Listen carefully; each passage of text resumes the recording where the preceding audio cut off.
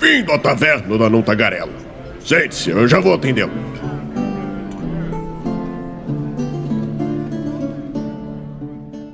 Aê, estamos ao vivo em mais uma live aqui no Movimento RPG. Seja muito bem-vindo à nossa Twitch.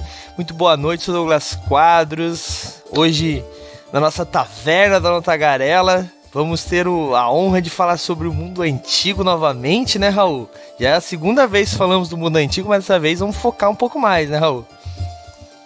Isso. Direto. Facas eu não, né? Eu não sei o que dizer, cara. Eu sou ruim em apresentação. Mas, para falar sobre Roma e sobre o mundo antigo, né, trouxemos aqui alguém muito especial, Eduardo Spor. Eduardo, se apresenta para quem não te conhece, né? Se é que tem alguém que não te conhece que tá aqui no chat. Bom, cara, antes de me apresentar, eu quero agradecer aí a oportunidade, o convite. Eu adoro falar sobre RPG, então estou muito feliz de estar aqui, vocês abriram aí esse espaço para mim.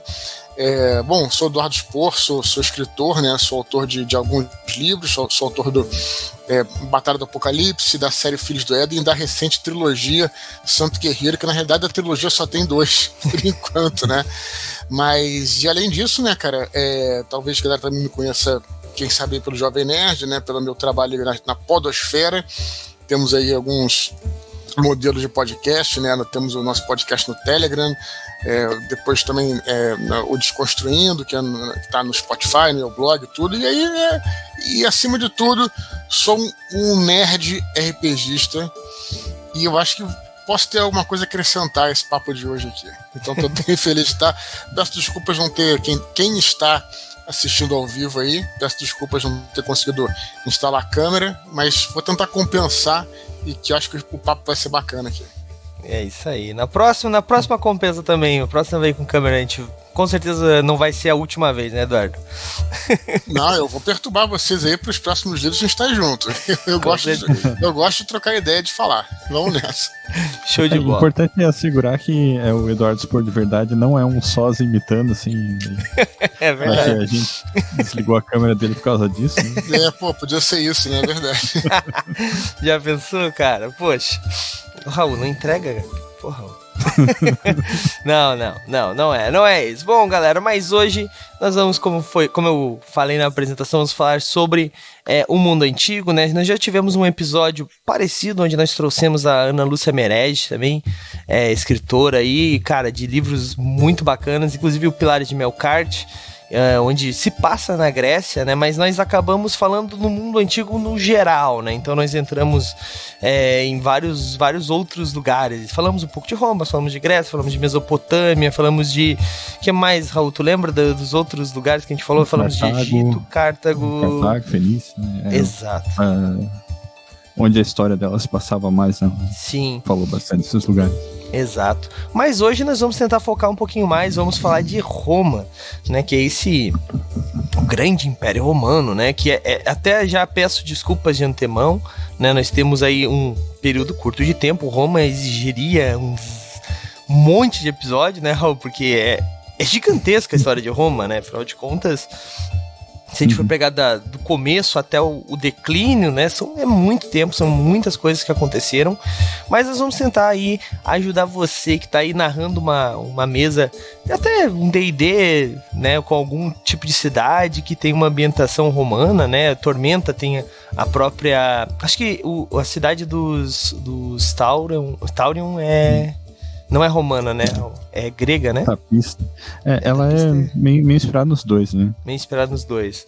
Bom, isso também, né? Como é que eram as casas, como é que o povo vivia, como é que era esse dia a dia, né? Ou então como é que eram as batalhas, as famosas paredes de escudo. Nós vamos tentar dar uma pincelada em tudo isso para suas descrições ficarem um pouco mais, né, robustas, a galera curtir mais enquanto estiver jogando e literalmente entrar naquela vivência, né? Que é isso que é o RPG, né? Mas vou calar a boca, parar de falar, de apresentar e vamos entrar direto nesse assunto, né? Calar a boca não pode, né? Afinal de contas é um podcast, né, Raul? Mas estamos aí. Bom, Quando a gente fala de Roma, né, a galera, a primeira coisa que vem na cabeça, eu imagino, é a questão da parede dos escudos, né, que é aquelas formações que eles faziam, né, com a gládio e os escudos, um protegendo o coleguinha da direita, né, e toda essa questão militar, né, as tropas, como é que elas eram, como é que elas andavam, como é que elas viviam, tudo isso a gente tem muita coisa já escrita, mas eu acho que a gente tem aqui a oportunidade, né, Raul, de conversar com alguém que estudou isso muito mais do que a gente vê nos filmes, né? Porque pra quem não sabe, vive numa caverna, agora em 2022 tá saindo, descobriu uma coisa chamada podcast, tá ouvindo, né? O nosso querido Eduardo Spor tá escrevendo a sua nova trilogia, né? Já saíram 2. Não, o segundo livro ainda não saiu, né, Eduardo? Olha, podemos dizer que sim, que não, porque tá em pré-venda. Então... Entendi. Tá. Saiu mais ou menos. Saiu mais ou menos, tá. Depois, até o final desse podcast, eu vou convencer vocês a comprar o livro na pré-venda, vocês vão entender o motivo. Tá mas vamos lá. Mas a pré-venda é tipo quando o negócio tá quase pronto, daí tu desliga o forno e deixa só mais um pouquinho assim, o forno desligado. Entendi, só pra dar aquela crescida. Porque a pré-venda geralmente tem novidades, né? Sem querer entrar nisso agora, mas falando em termos geral, não só em relação aos meus livros, hoje em dia, geralmente na pré-venda, né, a pessoa costuma oferecer vários brindes, né? E nesse caso também tem vários brindes que estão disponíveis só na pré-venda. Depois eu falo deles, mas só para responder a pergunta. Então, por isso que é vantagem comprar na pré-venda. Não só os meus livros, mas muitos que fazem pré-venda, né? Oferecem uma coisa extra, coisa que você não vai encontrar nas lojas e tudo mais, né? Com certeza. O vídeo é um item exclusivo, né? Quase sempre, né? Exatamente. Mas o primeiro livro já tá aí, né? O primeiro você já pode comprar. E a trilogia Santo Guerreiro, né? Que conta a história de alguém que vivia em Roma, né? Alguém pouco conhecido, né? Só um santo, né? Alguém que a gente conhece pouco da história, né? Que é São Jorge, cara. Eu queria um episódio inteiro pra falar com o Eduardo sobre de onde surgiu essa ideia. Mas vamos lá, a gente vai acabar entrando nisso mais cedo ou mais tarde. Mas, cara, como é que foi? Vamos começar por aí. Como é que foi estudar todo esse período pra gente, né, pra ter esse material? Porque não é um romance de fantasia, é um romance histórico, né? Então, é uma profundidade, tem que entrar de cabeça na história, porque senão, por mais que eu imagino que não seja 100% exatamente como era naquela época, porque tem diferentes versões, né? Diferentes estudos, uns acham que é de um jeito, outros não têm certeza se é daquele jeito, né? História, infelizmente, a gente não tem uma máquina do tempo para ver exatamente como era, mas imagino que seja o mais fidedigno possível, né? A forma que tu escreveu. Como é que foi esse estudo, cara? Pra galera que estiver procurando, né? Tipo, pra fazer suas campanhas, como é que onde ela vai ter que chegar pra chegar minimamente nessa profundidade? Cara, para você fazer uma campanha, né, eu acho que você não precisa ir tão fundo assim, não. Tá? Eu acho que para você fazer uma campanha, eu recomendaria de verdade. Eu vou falar uma coisa, eu não sei se é polêmica, eu não sei se a galera se incomoda, mas eu gosto muito de um livro, cara, chamado GURPS Império Romano, cara, que é um livro que GURPS Império Romano? É GURPS Império Romano, né? Sim, na verdade, sim. Fala sobre República também. Né? Eu tô falando que é polêmico, tem gente que não gosta do GURPS e tal, mas os livros de suplemento do GURPS, eles são excelentes, cara. Né? Eu me refiro aos livros antigos e tal, né? Esse livro, ele é fabuloso. É claro, você pode fazer pesquisas pela internet, tá? Mas para mestrar uma campanha, ali tá tudo que você precisa. Porque você não vai precisar, como eu, no meu caso, né? Eu precisei estudar, eu posso falar, e vou falar dos outros livros também, e ir mais a fundo. Porque, cara, você escrever um romance histórico, você tem que pensar até nos detalhes mesmo, né? Você não pode errar, você tem que ir mais a fundo. Mas, quando a gente joga RPG, o principal é diversão, que você tem que ter uma visão geral, né, do que você está falando, de como é que é a vida romana, enfim, ter uma visão geral, mas você não precisa saber exatamente todos os detalhes, né? Coisa que quando você escreve um livro, literatura, é necessário. O curioso desse GURPS Império Romano é que eu acabei entrando em contato com ele posteriormente, né? E aí eu vi lá a bibliografia, né, de como os autores fizeram a pesquisa para o livro, e lá estavam todos os livros que eu tinha pesquisado. Então, quer dizer, então o que você tem ali literalmente, o cara leu todos esses livros importantes sobre o Império Romano, sobre Roma, né? Não é interessante falar sobre o Império Romano, sobre Roma em geral, porque estamos falando da monarquia, da república também, né? Então, e acabou que e ali está condensado todas as informações que realmente que você precisa para jogar RPG. Então eu recomendaria primeiramente isso, né? Claro que o livro em si, né? Realmente, mesmo que você não jogue GURPS, mesmo que você esteja fazendo uma aventura em D&D, eu não sei se ainda está no mercado esse livro, é mais antigo e tal, realmente assim, é certeiro, cara. Você não vai errar se você pesquisar por esse livro. Claro que aí, se você quiser escrever um romance, quiser ir mais a fundo, talvez fazer uma campanha mais longa, aí vale a pena você. Eu sempre falo, essa parte de pesquisa, né? Eu costumo dividir a minha pesquisa em 3 níveis, né? Para não ser muito prolixo aqui, eu vou resumir, que é primeiramente, né? Existe a pesquisa pela internet, que ela não pode ser desprezada, ela é uma pesquisa que é falha, né? Porque você vê um artigo na Wikipédia, pode estar errado, né? Ele pode estar, mas ele também geralmente ele cita a fonte, e aí você, pela fonte, você consegue ir atrás de livros. Então aí o segundo nível de pesquisa é você pesquisar em livros mesmo, né? Isso, de novo, para quem joga RPG, pode ficar com o GURPS Império Romano, mas para quem quer se aprofundar, vale a pena você pesquisar em vários livros. Eu já cito alguns aqui, por exemplo. Eu vou citar 3 livros, na verdade, que eu acho que são essenciais, tá? O primeiro que são os pilares, né, da história romana, que é um livro chamado Declínio e Queda do Império Romano. É de um cara chamado Edward Gibbon, que foi escrito em 1700 e pouquinho, né, um livro antigo, né, mas muito bem embasado, e que com ele, é um clássico, com ele historiadores começaram a estudar a história do Império Romano.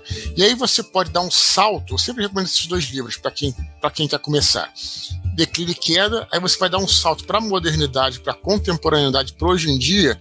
Tem um livro chamado SPQR, da maior estudiosa do Império Romano hoje em dia, que é uma acadêmica chamada Mary Beard.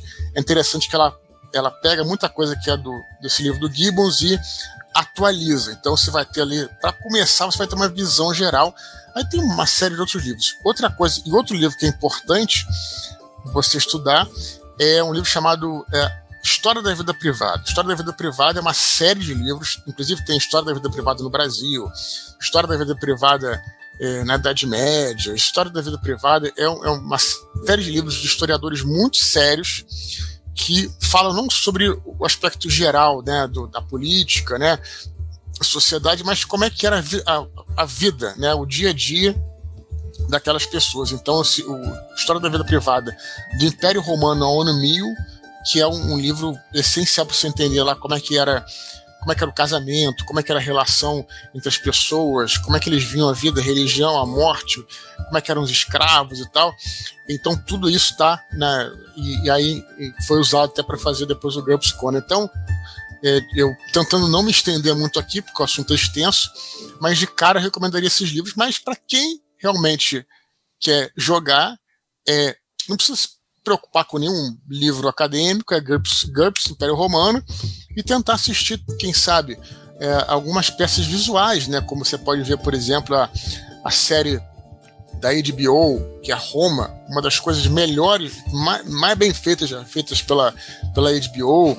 Você pode assistir Bárbaros da Netflix, né? O próprio filme Gladiador tem seus problemas históricos, mas vale a pena, é interessante. Enfim, aí tem muitas coisas interessantes também. Mas, desculpa me estender, porque a pergunta é muito longa. Capaz. Como eu tive contato com todas essas coisas, né? E aí só para finalizar, no caso de literatura, o terceiro nível de pesquisa é o nível de pesquisa no local. Se você puder viajar e visitar o local, se você não puder fazer uma viagem para Roma e tal, mas se você tiver a oportunidade de ir, isso ajuda muito para você trazer essa atmosfera para a tua obra, para a tua história. Então, enfim, basicamente isso. Foi mal a extensão da resposta. Não. É necessário, cara. Tu deu. Cara, eu fui, enquanto tu tava falando dos livros, eu fui catando eles, os que tem pra vender na Amazon. Eu até joguei o link aí pra galera que tiver interesse, tá? Se você tá escutando isso aqui no futuro no Spotify ou qualquer agregador de podcast, o link vai estar no post lá no nosso site, então, movimentorpg.com.br, tá?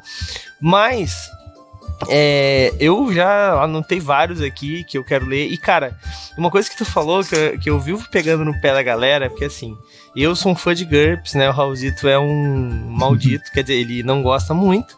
Mentira, né, Raul? Tu gosta de GURPS, a gente só faz esse teatro, né? Sim. Mas a parada... Eu não tô nada contra, não, cara. Eu joguei uma campanha excelente de GURPS Supers, cara. Eu adorei. Cara, GURPS, ele é muito legal por causa disso. A premissa dele sempre foi... Os suplementos, eles tinham muita pesquisa. Então, o próprio GURPS Espaço, cara, pra galera que tá criando cenário de RPG e quer fazer alguma coisa, uma parada mais cósmica, né? Uma coisa mais espacial, realmente, eu sempre aconselho, cara, porque tem muitas coisas ali, mesmo que tu não vá usar GURPS, né? Como tu falou, pô, lê o livro do Roma Antiga, vai ter muita coisa sobre o cenário em si, né? E é bem isso, cara. E o GURPS, cara, quando tu falou aquilo, nossa, exatamente o que eu penso, sabe? E o GURPS, infelizmente, né? O GURPS Roma, assim como todos os outros suplementos, não estão sendo mais publicados. A Devir, ela, acho que lançou só a 4ª edição, e daí a 4ª edição não foi mais... Então, não teve tanta coisa, então não temos, infelizmente, mas você... Talvez encontre em sebo, talvez, né? Exato. Eu achei pra vender no sebo, como é que é o nome? No estante virtual. Então, se você procurar... sim, tem coisa boa lá, você encontra. Mas só fazendo um contraponto aqui a essa sugestão de suplemento de GURPS, tem o suplemento de vampiro Wrecking for Home também. Mas ninguém gosta de O Novo Mundo das Trevas, né, Raul? Não, tô brincando. Assim como ninguém gosta de GURPS, né? Então... Não, mas a gente... Às vezes a gente até fala muito de RPGs mais medievais, assim, né? Mesmo medieval é foda, né? Quando a gente fala de Roma, porque acabou pegando um pedaço, mas, né? Lá mais parte do final. Mas quando a gente vai falar de D&D, por exemplo, que vai se passar por Roma, ou ter alguma cidade com essas... arquitetura, ou até mesmo o estilo de vida romano, né? Mas a gente tem uma forma muito mais fácil de você jogar em Roma mesmo, né? Que é a história do mundo das trevas, né? O Vampiro à Máscara traz bastante dessa história. Cartago era uma cidade bruhá, né? Então tem um pouco dessa visão, né? Do que aconteceu, por que ela desapareceu, né? Então, cara, isso é bem, bem interessante.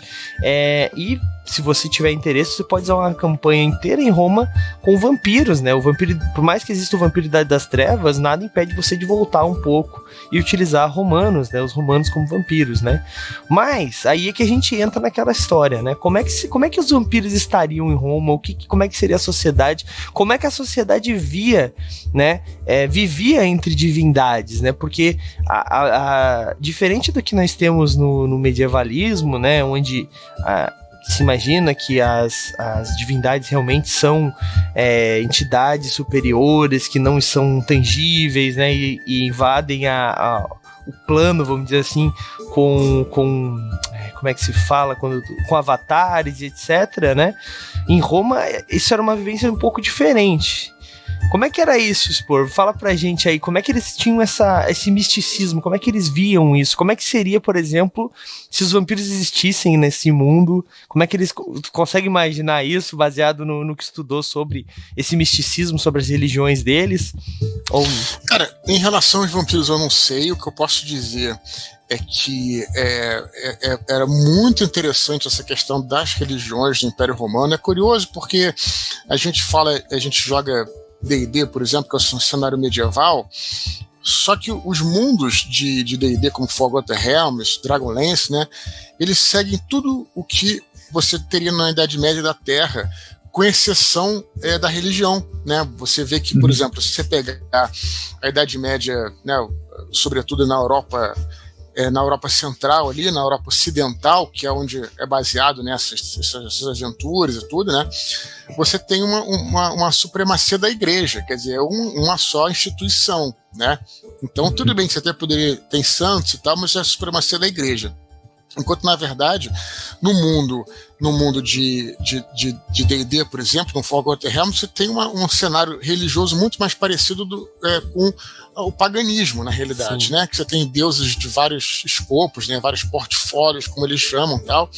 Por isso que eu insisto, cara, que você querendo jogar RPG no mundo, na Terra, né? Eu diria que você vai se dar muito melhor se você jogar num cenário romano do que num cenário medieval, do que na Terra medieval, porque você tem toda essa... Acho que tem grandes cidades, claro, existiam grandes cidades na Idade Média, lógico, né? Mas um cenário que eu considero muito mais rico. Em relação às religiões, ela era muito diferente, né?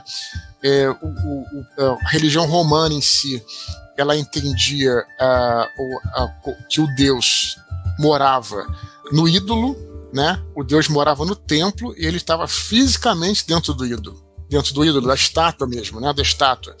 Então, quando você ia a um templo, por exemplo, você vai pedir uma coisa ao Deus, os templos não eram locais para as pessoas se juntarem e orarem, por exemplo. Não, o templo era simplesmente uma casa, né? Um abrigo, né? Literalmente para um refúgio, para um santuário para abrigar aquela estátua, aquele Deus propriamente. E você ia até o templo para você oferecer até mesmo um suborno àquela entidade, né? Você está com um problema, por exemplo, uma moça que está com problema de fertilidade, ela vai até o templo, né? Um templo de uma deusa que tem esse portfólio, deixa ela na mão da sacerdotisa ou do sacerdote um dinheiro ou qualquer coisa e o sacerdote, na verdade, quer determinar, né? Ele determinava lá, e aí você deixava ali e pronto, e fazia uma oração, né? Pedia a estátua e ia embora. Não era um local. Tanto é que os altares eram do lado de fora. Os altares, eles no cristianismo passaram para dentro, né? Os altares eram do lado de fora do templo, porque o altar era o local para você sacrificar um carneirinho, uma coisa assim, né? Um animal para a entidade. Então o altar era um altar de sacrifício, ficavam do lado de fora. Então a relação era muito diferente. E os romanos, aí você entende a característica do politeísmo. O romano, ele não quer dizer que ele era romano, que ele só acreditava em Júpiter, por exemplo, que ele só acreditava em Apolo, que é um deus grego, mas é romano também, né? Só para deixar bem claro. Ele acreditava que as entidades existiam em todos os locais. Inclusive, quando você ia para um país estrangeiro, por exemplo, ia para o Egito, você falava o nome dos seus deuses romanos baixo, para que os deuses locais não ouvissem, não ficassem irritados. Então eles entendiam que existiam outras entidades. Uma mania mesmo, vou usar esse termo engraçado, era uma mania você por exemplo, trazer um deus de fora. Aí o cara fala, olha, cara, tem um deus ali que veio da Pérsia, o cara abriu um santuário ali que ele é especializado em unha encravada, por exemplo. Isso é uma brincadeira, mas só pra vocês entenderem, né? Um cara um deus super especializado naquilo. O cara, legal, ia lá e o templo, isso dava certo, fazia sucesso o negócio. E era até um negócio mesmo pros sacerdotes, né? Ou que seja, para quem estava coordenando o templo. Então, então eles aceitavam. Tanto é que nesse período que eu escrevo, né? Que é o terceiro século, no final do terceiro século, os principais deuses, os mais venerados do Império Romano não eram deuses romanos, eram deuses estrangeiros. Ísis, por exemplo, era uma deusa muito venerada pelas mulheres. Ísis era uma deusa egípcia, né, que ela é considerada também uma deusa greco-romana por causa desse período, foi trazida, né, para Roma, para o Império Romano. Então, entre os soldados, por exemplo, o deus mais venerado era o deus Mitra, que é um deus persa, né, que você inclusive vê os rituais a Mitra, inclusive nos livros do Bernard Cornwell, lá na Britânia. Também podemos até entrar nessa seara, que é bem interessante também. Então é isso que significa o politeísmo, quer dizer, você acreditar em todos os deuses são possíveis, o cara, né, então isso que é bem interessante mesmo, né? Sim. Então, claro que existiam aqueles que eram iniciados numa religião, né, numa seita, e aí eles se tornavam mais próximos daquele deus, é o filho Júpiter, tal, filho de Marte, tudo bem. Mas o romano, em geral, ele admitia todos esses deuses, né? E isso traz cada questão interessantíssima, na minha opinião. Então, para se jogar nesse mundo, cara, eu acho legal pra caramba, e eu exploro isso nos meus livros, né? Em Roma Invicta, por exemplo, que é o primeiro livro, tem uma cena em que o personagem principal chega numa cidade que era uma das maiores cidades ali do leste do Império Romano, Antioquia, que era onde acabava a Rota da Seda, e ali você tinha cristão, você tinha os deuses romanos, os deuses gregos, tinham deuses estrangeiros, que eram deuses da Mesopotâmia, por exemplo, que estavam lá, deuses da Suméria, que ainda tinha deus lá, os caras faziam os cultos deles, tinham procissões e tal, etc. Então você imagina uma cidade dessa, cara, que coisa interessante, como é que era culturalmente efervescente, sabe? Sim. Então e aí você vai pro RPG. Olha que já ficaram com vontade de jogar, fala a verdade. Sim, com certeza. Não é? Então eu acho essa coisa dos deuses muito interessante e desempenha um papel fundamental nos nossos jogos de RPG também. Só fazendo um adendo também, a religião na antiguidade, ela é um fenômeno que é um pouco diferente do que a religião contemporânea, assim, né? Porque hoje em dia, principalmente, a gente tem a religião muito ligada com a espiritualidade individual nossa, né? Tu quer, sei lá, rezar, tal, tu vai na igreja e meio que acaba ali, né, a dimensão, mas na antiguidade tinham outros lados também, né, porque tinha um lado até de entretenimento também, né, tipo, dessas histórias dos heróis, filhos de Deus e tal, era uma coisa que era até, tipo, pro pessoal ouvir e curtir, assim, a história, e mesmo uma dimensão prática, né, assim, de associar... Vivência, né? Sim. E uma dimensão prática de tu associar certas histórias dos deuses com as estrelas, com coisas que estavam em volta, porque era importante saber isso na antiguidade para entender o ciclo, né?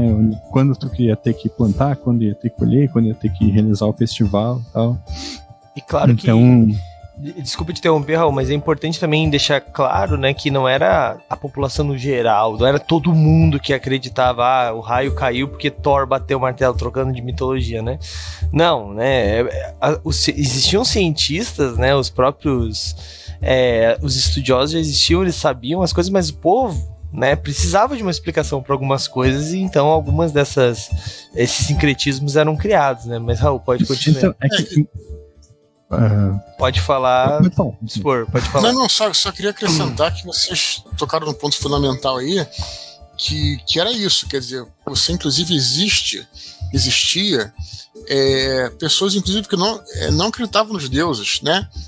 Tinha, por exemplo, pessoas que eram materialistas, como até um caso também no livro, tem um personagem que é um filósofo grego, um ateniense, ele tinha essa coisa, ele é um filósofo, ele não acreditava, já achava que a religião era um negócio, era uma coisa, tipo, para os fracos, ele acreditava também. Então também se admitia esse tipo de visão, que depois, por exemplo, na Idade Média e tal, já não era possível, né? Já não era aceitável esse tipo de coisa. Então não estou querendo falar mal da Idade Média, não, mas realmente esse período é um período riquíssimo para a gente jogar, só acrescentando isso, né? Também existe esse lado de pessoas que tinham outra filosofia. Tinha o estoicismo, por exemplo, né? Você tinha o materialismo, tinha várias filosofias gregas aí, enfim, que você poderia seguir, e não só a religião, né? Sim, e só... Eu meio que terminei o meu argumento ali, eu só ia citar um exemplo. Vai lá, Raul, vai lá. Mas dessa conexão da religião com o mundo ao redor das pessoas, né? Eu lembro de uma das que eu li, foi da Grécia, na verdade, não de Roma, né? Mas a história do Ganymede, o príncipe troiano, né? Que Zeus se apaixonou por Ganymede e daí se transformou em águia e sequestrou o Ganymede para levar para o Olimpo para servir de escravo no Olimpo, né? E ele era o escravo que servia água para as pessoas, o Aquário, né? E tu olha para o céu, tu vê que a constelação de Aquário está do lado da constelação de Águia, tá ligado? Então, serve como mnemônico, de certa forma, para te lembrar onde que estão as constelações do céu também, né? Ou então a gente até conversou em off ali antes, eu e o Douglas, dessa questão do surgimento da civilização tá ligado à cheia dos rios, né? Do Rio Nilo, Mesopotâmia, acho que era o Rio Amarelo, na China também. E de ter muitas mitologias de enchente ligadas a isso, né? Assim, inclusive a gente tem a história do Noé, que chega pela gente fazendo esse caminho aí do judaísmo para o cristianismo para hoje em dia, mas ela existe em outras religiões antigas também, né? E sempre tem alguma coisa meio parecida, né? Tipo, tu tem a enchente que vai lá, destrói tudo, depois volta e quando ela desce, aí tu vai ter uma aliança dos deuses com os humanos, né? Que vão prometer que não vão destruir a civilização de novo e tal. E isso tá ligado a esse entendimento da cheia dos rios também, né? De usar isso como uma maneira de explicar o mundo ao redor também. Sim, com certeza. Com certeza. Cara, isso que o Sporfa tava falando, né, sobre essa questão, ele falou várias coisas que a primeira coisa também que eu queria comentar é sobre a gente tem essa falsa ideia, não, porque acho que não é Júpiter. Qual que é? Zeus é o equivalente a X, eu não me lembro qual que é agora. Júpiter. É Júpiter, né? Zeus é Júpiter. Não é bem assim, né? Não é bem assim. Eles não eram que eles adaptavam todos os deuses. Não, os deuses existiam de diferentes formas para eles. Os deuses eram... Os deuses do outro também existiam, né? Eu posso estar falando uma grande bosta, Expor, mas a gente tem essa falsa ideia, né? Não, na verdade é um assunto complexo até para os historiadores. Por exemplo, como eu acabei de falar, eu falei, né, que os deuses, né, no entendimento, eles estavam fisicamente dentro da estátua, correto? Isso significa que você fazer um templo como outra estátua em outro lugar, ninguém sabe até hoje, ou não, é uma dúvida razoável se aquele seria o mesmo Deus ou seria um outro aspecto do Deus, entendeu? Que seria outro Deus ou seria o mesmo aspecto do Deus. Por exemplo, você vai ver, por exemplo, o templo de Júpiter que existe em Roma. É o templo de Júpiter Capitolino, quer dizer, Júpiter do Capitólio, quer dizer, Júpiter que fica no monte do Capitólio. Se você vai ver um templo de Júpiter em outro lugar, vai ser Júpiter alguma coisa. Não vai ser o templo de Júpiter, vai ser Júpiter alguma coisa. Você está entendendo como é que é a complexidade da coisa? Eu não sei se eu estou conseguindo expressar. Então não dá para entender também se eles consideravam como o mesmo Deus ou consideravam como um outro Deus, ou o mesmo Deus com outro aspecto naquele local. O templo de Afrodite de tal lugar. Isso incrivelmente se reflete de certa forma até em, por exemplo, alguns santos, né? Hoje em dia, né, Nossa Senhora de Aparecida de tal lugar, né, Nossa Senhora de Aparecida de tal lugar, então tem essa coisa também. É bem complexo o assunto, mas em relação aos deuses romanos e gregos, né, a gente faz essa ligação direta, mas também em algumas cidades havia templo de Júpiter e templo de Zeus. Né? Que a gente aprende na escola que é a mesma coisa, né? Mas mesmo em algumas cidades você tinha os dois templos, inclusive. Então, para você entender como é que a coisa não é tão simples assim quando a gente pensa, né? Sim. Era uma discussão que existia até na época, inclusive, né? De estudiosos das religiões, tipo, de Roma, tentando entender se os deuses eram o mesmo ou se eram parecidos. É aquilo que eu falei no começo, né? A gente, infelizmente, não tem uma máquina do tempo para ir lá e dar só uma espiadinha para ver como é que era realmente, né? Então é um estudo que até hoje muitas coisas vão se perder porque infelizmente, né, não tem como saber realmente, né? Felizmente, muitas das construções, pelo menos a arquitetura, nós temos grande parte, até porque, né, se mantém até hoje, muitas coisas, né? Mas ainda assim, muita coisa se perdeu.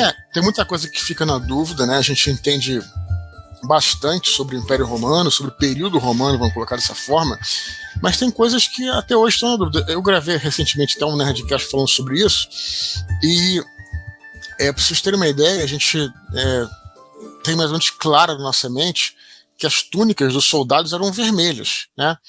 Mas você sabe que nem isso a gente tem como ter certeza? Né? Existe um certo consenso histórico, mas não existe uma certeza histórica disso. Por quê? Porque nenhum tecido sobreviveu daquela época. 0 tecido sobreviveu. Então você observa isso aonde? Você observa, por exemplo, a iconografia sobreviveu, as estátuas sobreviveram. A estátua não tem cor, né? Ou se tinha, a cor já desbotou, você não tem como saber. Você consegue enxergar, você já descobriu uma série de mosaicos, por exemplo, pinturas na parede de cidades que ficaram soterradas no vulcão, como o caso do Pompeia, e, enfim, mosaicos em si. Alguns desses mosaicos mostram os soldados com roupas vermelhas, nem todos mostram. Então, assim, e aí fica essa discussão. Se ele usava a cor vermelha, pode ser, porque era a cor de Marte, né, a cor do deus da guerra, e, enfim. E aí as coisas vão avançando. Era a tinta que tinha, né? Não era tão fácil assim fazer tinta na época. Sim, era o vermelho, isso. O vermelho era uma tinta relativamente barata, tá? Então, esse já conta um ponto a favor. E também é a cor do sangue, que significa que se o cara fosse ferido, ele não faz esse sentido ele lutar com uma roupa branca, porque ele ia ficar todo cheio, né, e todo mundo ia ver que ele estava ferido e tal. Então, se infere que usava-se vermelho. As coisas levam por esse caminho, mas não tem certeza se usava, e além disso, né, não existia, provavelmente não existia uma uniformidade total no exército. O cara ia usando aquilo que podia, né? O legionário ele cuidava da sua própria roupa, do seu próprio equipamento e por aí vai. Então, só para deixar claro que essas coisas são realmente nebulosas, muitas coisas que a gente às vezes toma como verdadeiras, né? Sim, essa questão das estátuas eu tinha lido já sobre isso também. Eles até fizeram fizeram uma visão a laser, assim, e notaram pequenas pigmentações. Então provavelmente as gregas, né, eram sim pintadas e tal, e a gente tem essa ideia de que era tudo só no gesso, né, e elas eram pintadas e tudo mais. Então tem tudo isso, né, que a gente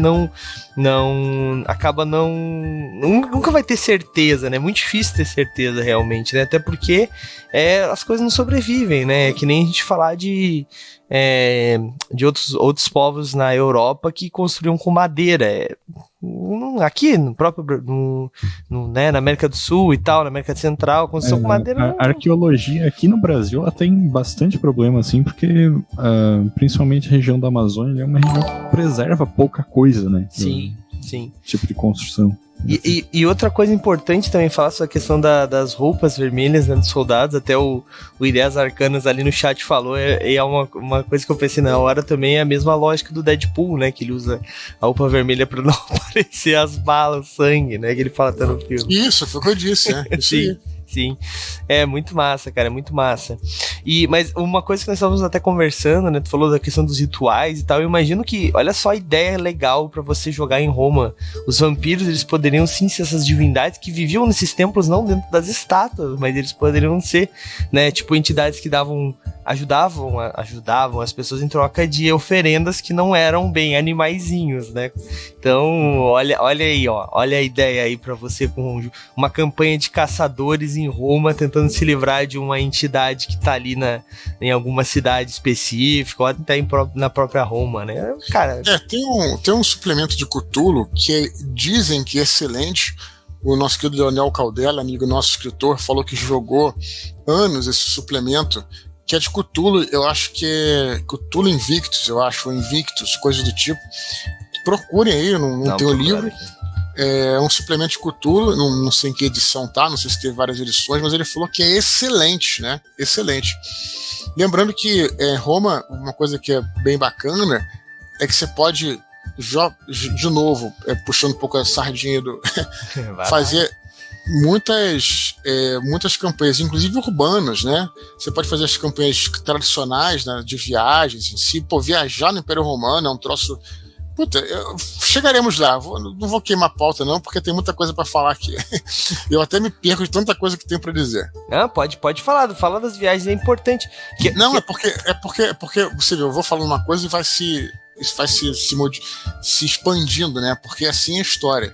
Mas tem um site chamado Orbis, é um site que ele é um projeto da Universidade de Stanford que me ajudou muito nesse processo, que ele monta uma skin sobre o Google Maps, né, com tabelas, etc., e você consegue traçar, né, a cidade onde você está, é tudo no Império Romano, e a cidade para onde você vai. Você, inclusive, escolhe qual estação do ano você quer viajar, quais os meios que você quer usar e tudo. Ele traça a tua rota, cara. Que e aí massa. você consegue ver quantos dias você demora, você consegue ver a distância, você vê, logicamente, as cidades que você para ou pararia, as estradas que você pegaria naquele período romano. Então, assim, aí você fica... você já tem praticamente pronto, né? Imagina você... não sei se existe isso para Forgotten, ou para Dragonlance, ou seja para Ravenloft, mas você tem já isso, quer dizer... E aí você, né... as viagens e tudo, enfim, tem tanta coisa para se usar na campanha que a gente vai longe. O cenário tá pronto, né, basicamente, né, as armas estão prontas, o que eles usavam, o que eles não usavam, tá tudo ali, né, cara, é muito massa. Realmente, eu acho assim, a gente estuda muito, a gente estuda bastante de Grécia e Roma e tal, e depois a gente já parte na escola, né, falando de escola, depois a gente já passa para a Idade Média e tudo mais, mas infelizmente, ainda assim, o que a gente estuda, por mais que a gente estuda muito mais do que outras culturas, né, e outras mitologias e outras histórias em si, o que a gente estuda é muito superficial ainda, né, Roma é como eu disse, né, foi uma história gigantesca, né, muito tempo, né? Eles tiveram quanto tempo, assim, do início ao declínio, da ascensão ao declínio, Sporto, tem essa... Se você considerar só no Ocidente, 1000 anos. 1000 anos, cara. Você tem mais 1000 anos se você considerar no Oriente também. Quer dizer, que seria o Império Romano do Oriente, que seria... bom, eu não considero, mas pessoal, se você quiser estender, o Império Romano do Oriente é o Império Bizantino, né? Sim. Então, aí só caiu no final da Idade Média. Então, você tem mais 1000 anos aí. É engraçado que foi justamente... É até meio cabalístico o negócio, né? Porque 1453, se eu não me engano. 1453 foi a queda do Império Bizantino, né? Foi a tomada de Constantinopla. E o Império Romano do Ocidente caiu em 456, eu acho. Tem que conferir. Mas é por aí, quer dizer, então é incrível como foi realmente um ciclo de 1000 anos, né? Depois outro ciclo de 1000 anos, até um negócio até meio... A numerologia vai gostar disso. Mas isso que você falou é importantíssimo, tá? Porque realmente a gente tem essa tendência de ver o Império Romano como uma coisa uniforme, e era tudo menos uniforme, cara. Não só em termos de tempo, como em termos de extensão, né? Você pode considerar que Roma, a fundação da cidade foi em 750 e poucos antes de Cristo. Então nós temos o período da monarquia, né? Depois tivemos o período da república, depois tivemos o período do império. Então, assim, o que mudou é tudo, praticamente. Por exemplo, a Roma do período das Guerras Púnicas, né, que foi o período republicano, era muito diferente da Roma do período de Marco Aurélio, que a gente viu no Gladiador, que era a máxima ascensão do Império, que era muito diferente dessa época que eu escrevo, que é na decadência do Império. Era tudo muito diferente, as armas eram diferentes. Na época da decadência do Império, já no terceiro século, você já havia elementos da Idade Média ali, né? Só para você ter uma ideia. Então, é uma sociedade muitíssimo não uniforme, né? Heterogênea, vamos dizer assim, né? Sim, sim. E até mesmo se tu pensar em um período só, às vezes tu tem uma extensão gigantesca, assim, né, tá ligado? No século II, que ia da Península Ibérica até o Mar Cáspio. Aí tu imagina que hoje que a gente tem internet, a gente fala em tempo real de um canto pro outro do mundo, é totalmente diferente a cultura desses dois lugares, assim, imagina na época, né? Isso, não, e tem essa parte também que eu falei realmente da questão territorial, né? Você vê que já parte da Britânia tinha sido conquistada, aí você vê que realmente, se pegar lá a Britânia, se pegar lá a Muralha de Adriano, né, que era a fronteira ali máxima, né, para um lado, né, pro Ocidente. Pro Oriente você tem ali, né, como você falou, Mesopotâmia, você tem os persas sempre foram a força que era a fronteira do leste, né, que impediram não só os romanos, como os gregos também, né, de avançar para o leste, eram os persas, né, primeiro os partos, depois os sassânidas, enfim, as casas, as dinastias, né, mas cara, realmente é impressionante, você tinha muitas culturas diferentes dentro do Império, então isso também modificava bastante, né. Sim. Cara, isso é muito absurdo, né? Então, assim, quando a gente pega só o tema, né? Roma, já é a gente falou de idade antiga, né? Era um negócio amplo, né? A gente pegou Roma, já é um negócio amplo, tá ligado? Então, assim, é um cenário muito rico, né? E eu acho que a gente perde um pouco como RPGista, podendo jogar literalmente em qualquer cenário, só usar medievalismo, né? Europa Central, porque... não, mas eu não uso, eu uso Forgotten Realms, brother. Dá uma estudada ali como é que são as sociedades, como é a Europa Central, brother. Então... E é uma visão bem diluída, assim, do que era a Idade Média também. Que a Idade Média, ela tinha uma pluralidade cultural que a gente não conhece também. Também. Não, sim, você vê, por exemplo... Não, claro que tudo isso é totalmente aceitável no jogo de RPG, né? Fantasia, sim. Né? Claro. Mas você vê, é exatamente isso que você vê. Por exemplo, a Idade Média... da fantasia, ela é também uma Idade Média já bem tardia, né? Porque tem as armaduras de placa completa, por exemplo, você tem... E além disso, né? Você pode usar certos aparatos tecnológicos que só vieram a ser utilizados no século XIX, por exemplo. Às vezes tem na tua história de fantasia, tudo isso é tranquilo. Claro. Mas é interessante como é que realmente é isso que você falou mesmo. É bem diferente do que a gente pensa. Sim. Até só uma pequena anedota de uma coisa que rolou num jogo que eu tô jogando de D&D, né, que o mestre tava narrando uma batalha campal e tal, e aí algum jogador perguntou se os caras tinham canhões, né, e aí o cara falou, tipo, mas não tinha isso na época. Eu falei assim, não, mas um canhão é uma tecnologia mais antiga do que uma armadura completa, na verdade, sabe? Sim. Às vezes falta um pouco da noção da linha do tempo, assim, porque os lugares eram muito diferentes e muito longe antigamente, né? Sim. Os chineses tinham a pólvora há muito tempo, né, cara? Já antes de muita coisa acontecer na Europa, né? Sim, com certeza. Mas assim, claro que a fantasia aceita tudo, né? Então, por que não utilizar esses cenários, né? Que nem Roma, que nem a Grécia? Eu sinto muita falta dessa chamada Idade dos Heróis, né? Falando de Grécia um pouco aí, essa época, essa idade antiga realmente, né? Porque a gente tem muito medievalismo, né? Por isso que a gente fez essa série, né? Pra gente tentar utilizar um pouco mais desse mundo antigo nos nossos livros, né? Porque o mundo antigo que a gente fala, a gente não tá falando de uma coisa que as pessoas iam com um pedaço de pedra, gente. A Idade da Pedra é muito mais antigo, são muitos mil anos atrás ainda, né? Tem muita coisa que aconteceu e muitas ainda, como é que eu posso dizer? Se falar em idade antiga, se a gente for falar de idade antiga, por exemplo, na China, tem tecnologia que foi utilizada na Europa muito tempo depois, né? Então tem tudo isso ainda, né? Tem todas essas questões, né?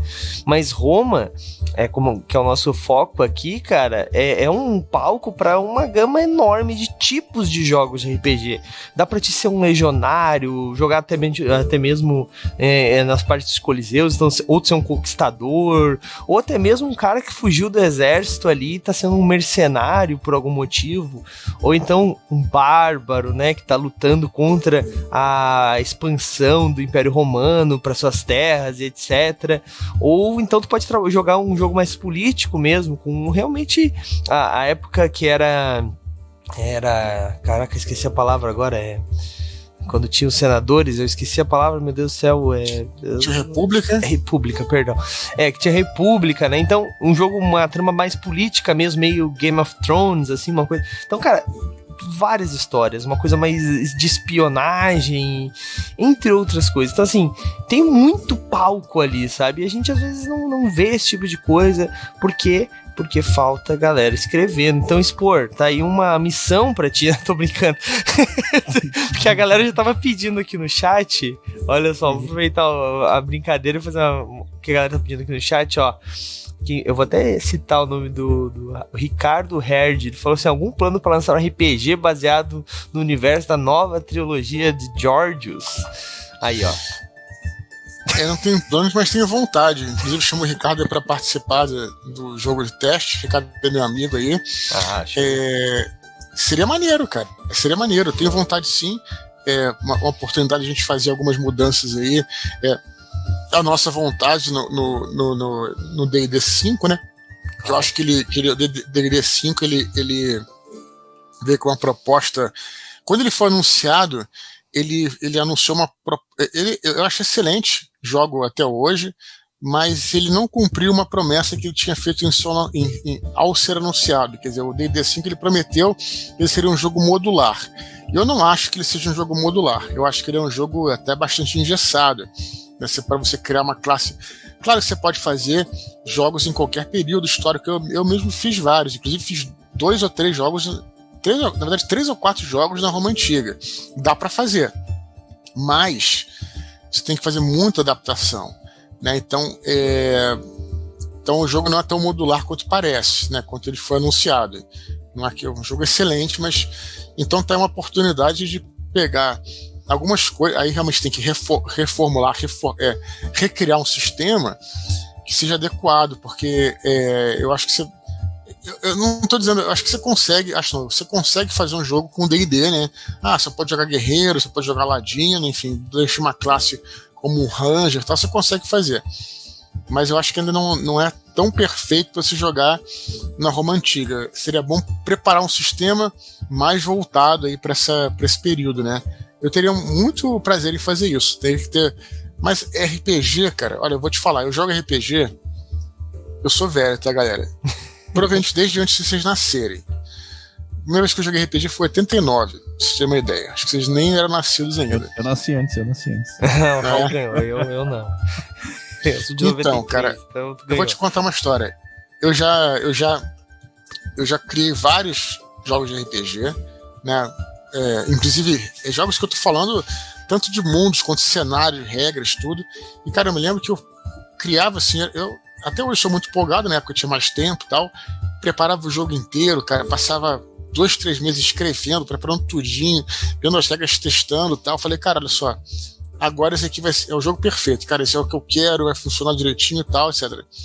Na hora que você botava pra jogar, aparecia um bug. Porque RPG, cara, é teste, cara, é playtest. Não adianta você imaginar tudo, cenário, regra.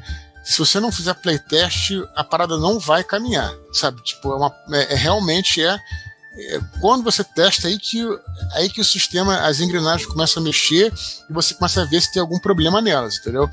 Então, criar um jogo da Roma Antiga, maravilhoso, mas é preciso tempo. Não tanto para criar, para escrever, não, acredite, mas tempo para fazer testes, sabe, cara? E com grupos diferentes, grupos que teriam ideias diferentes, que fariam personagens diferentes e por aí vai. Então, assim, só quero dizer que não é tão simples quanto parece para se fazer um jogo bom, entendeu? Mas é interessante. Não vou dizer que seria maneiro, seria uma jornada boa. O Ricardo tá convidado para jogar com a gente aí. Show de bola. Aquela história, né? Batalha do Apocalipse, ele virou um suplemento pra quinta edição, isso. Se não me enganado. O que facilitou, exatamente, o que facilitou foi isso aí. No livro do Expandido, do Filhos do Universo Expandido, que a gente teve esse jogo, era um suplemento pra quinta edição. Uhum. Né? Você tem aí, né? Então ali, a gente fez algumas modificações nas regras, inclusive para a criação de personagem, porém, o sistema que roda é o sistema da quinta edição direitinho. Então, a gente evitou muito bug ali, entendeu? Só que se você for reformular o sistema do início, aí, de fato, você precisa... É bem mais estudo, né? Bem mais muito trabalho. playtest. Sim. E olha que a gente fez playtest com esse do Filhos do Éden, e até hoje a gente é totalmente humilde em falar, cara, isso é uma sugestão, não gostou, você modifica, né?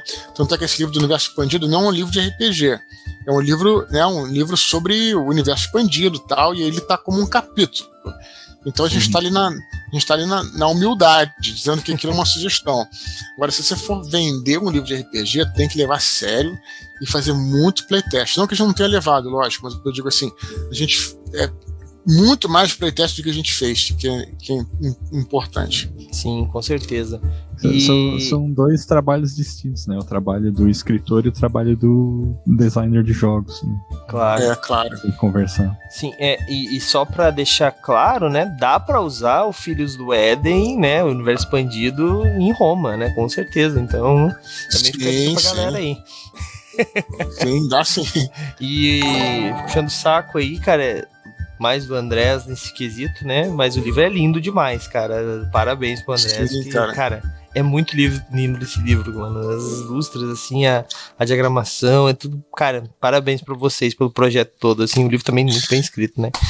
Mas não, a gente se empolgou tanto a fazer esse livro, só pra completar, claro, sobre ele, vai lá. Que na realidade essa questão do RPG, ele nem era uma coisa que tava do início, né? No caso do Filhos do Éden, do Universo Expandido. Só que a gente começou a fazer o livro e a gente falou, pô, cara, a gente, fã de RPG desde sempre, a gente falou, pô, vamos aproveitar e vamos fazer botar umas regrinhas ali pra galera jogar, porque, né, pra dar aquela pimentinha no negócio, sabe? Então é aí que a gente fez.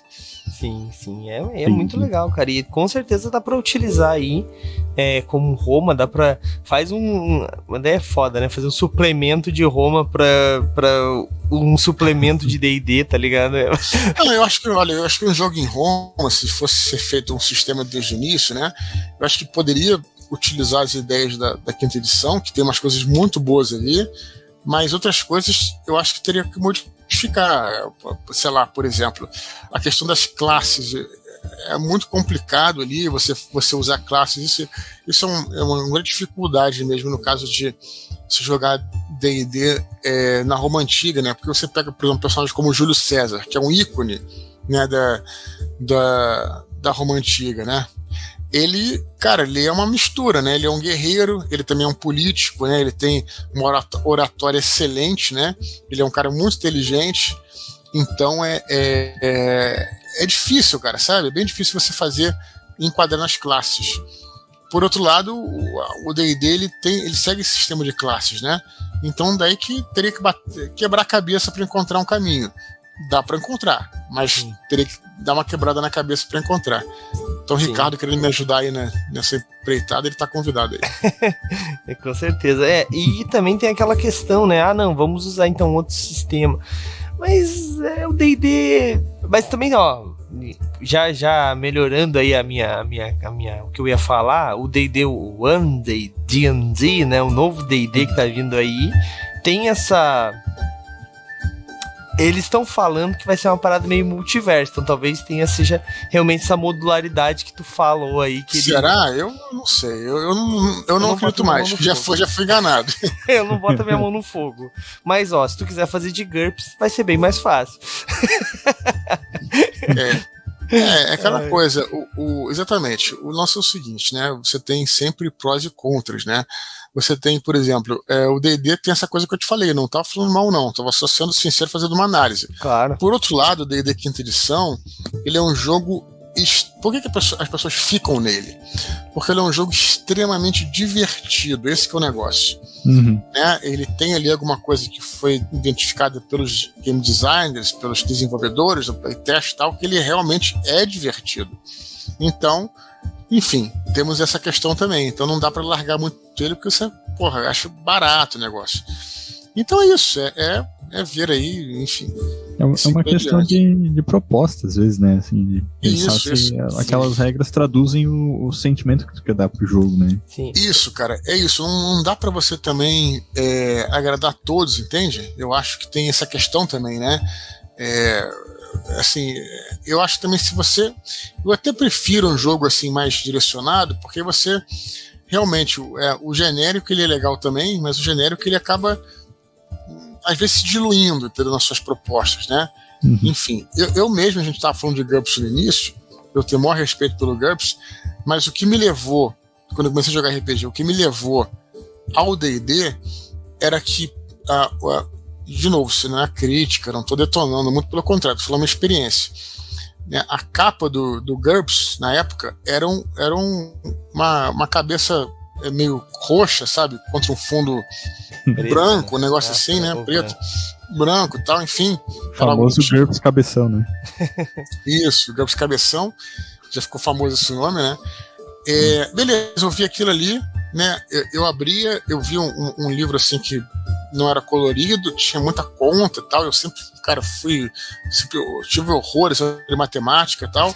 Aí do lado você via um livro que tinha um guerreiro com uma espada e tal. Você falou, olha, eu quero ser esse guerreiro, eu quero ser esse cara. Você compra isso, né? Quando você joga. Hoje em dia eu tenho plena consciência do que são sistemas e tal. Mas é engraçado, né? Porque o RPG ele vende a possibilidade de você viver aquela aventura. Então, a programação visual também reflete isso. Com certeza. Só para o chat não ficar chateado comigo, ó, tá aqui, ó. Também tem essa opção, Savage Worlds, né? Que é tipo um RPG mais genérico também, né? Que tem daí vários suplementos, mas já tem coisa de Roma antiga, não tem, o Matheus? Que o 10 Arcanas ali é um famoso defensor do Savage Worlds.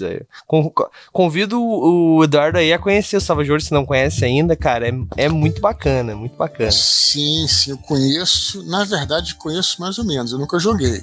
Já ouvi falar muito bem, né? E o Savage Worlds, ele é primeiramente é para ser jogado por no cenário pulp, né, cara? Pode ser interessante também.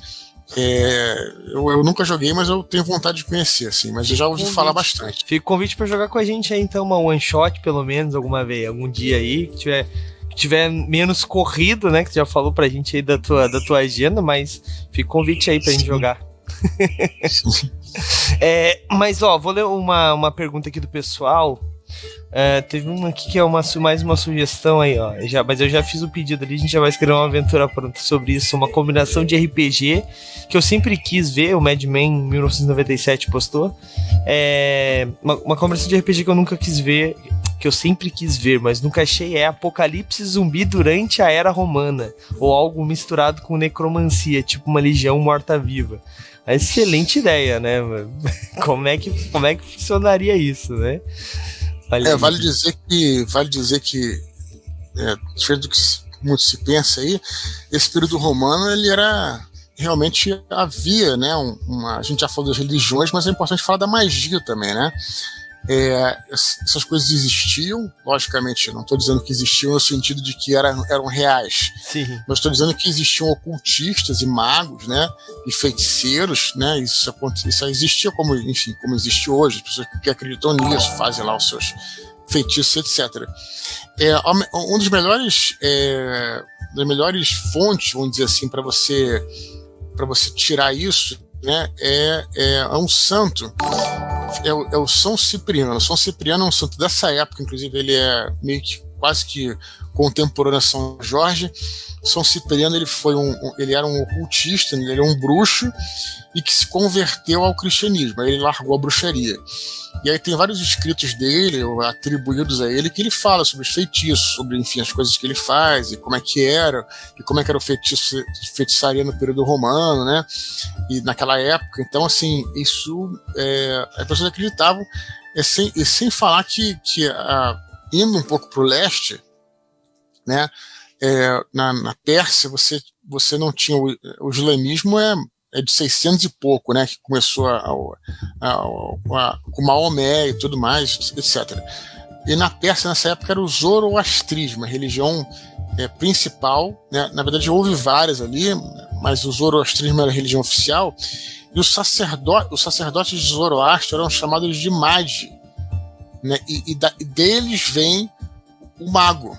Né, o nome mago veio do sacerdote de Zoroastro, que eles eram muito ligados às estrelas, eles eram grandes astrólogos. Na época não existia astronomia, era tudo astrologia, né, então eram astrólogos. Daí que vem aquela coisa do chapéu Eu não sei nem se eles usavam esse chapéu, mas assim, pelo menos ficou na iconografia o chapéu com as estrelas, né, que a gente tem do mago, né, aquele chapéu cônico, né, Sim. com as coisas do mago e tal, com as estrelas que vieram porque eram os sacerdotes, os magi, né, os magos originais eram os sacerdotes de Zoroastro. Inclusive, puxando de novo pro livro, tem um personagem desse tipo lá, já no primeiro livro, né, vocês vão entender um pouquinho dessa coisa. Mas então só lembrando essa questão da magia. Então já é uma outra coisa importante para RPG, que a gente fala muito sobre magia no RPG, né? Sim. Sempre tem essa coisa, né? Mesmo que oculta, né? É sempre bacana isso, né? Sim. E essa era uma questão que eu até ia comentar, né? Eu acho que uma das grandes dificuldades de pegar o D&D e fazer um RPG de Roma mais voltado para o mundo real, né?